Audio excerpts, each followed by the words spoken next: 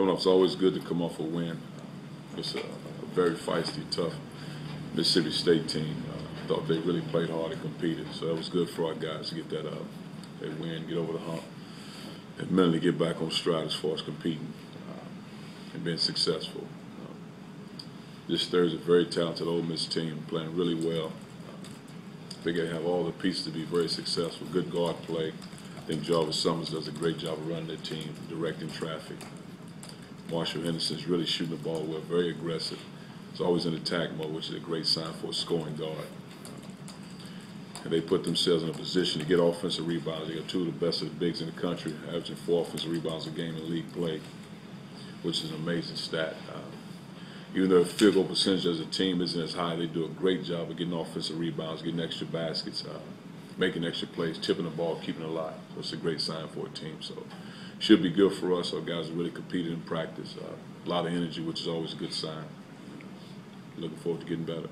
Was Ole Miss a little bit better than you thought when you played them the first time around? Not that I thought.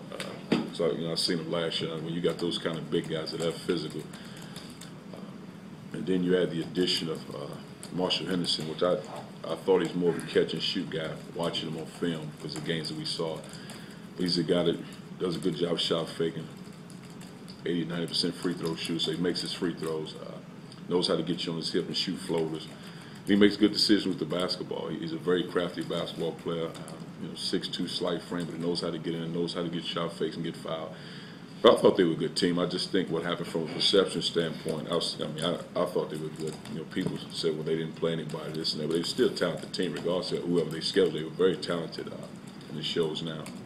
Henderson seems to play with a lot of swag. Did your players notice that, some of his antics during the game?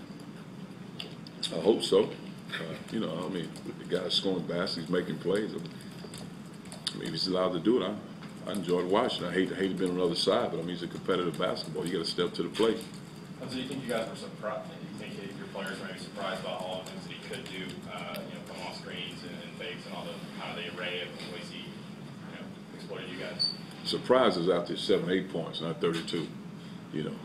After a couple, he makes some adjustments. Then you play basketball. Now, when it's time to play, you got to be ready to play.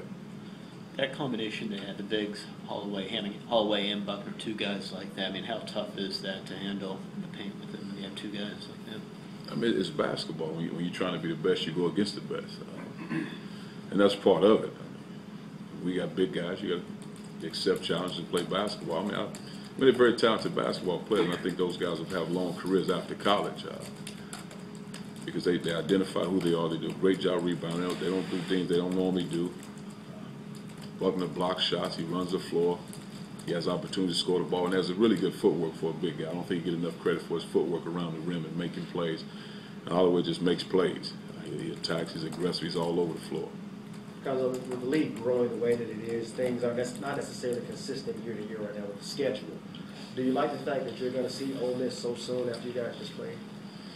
Not really. It doesn't bother me, but not really. I like to think, mix it up, play different teams, and it comes back around. That's what I'm used to, but it's part of it. You got to make adjustments and deal with it. Does it create any kind of difficulty in seeing them so soon, or the familiarity think is going to help? What do you think? I think since you played them before, it helps. But I think if going into a season, a new schedule, then you like to mix it up, have different teams, and it comes back around maybe 7, 8 games to play the same team. But it's part of it. But I think since we played them before, it does help us in our preparation. So it makes it a lot easier.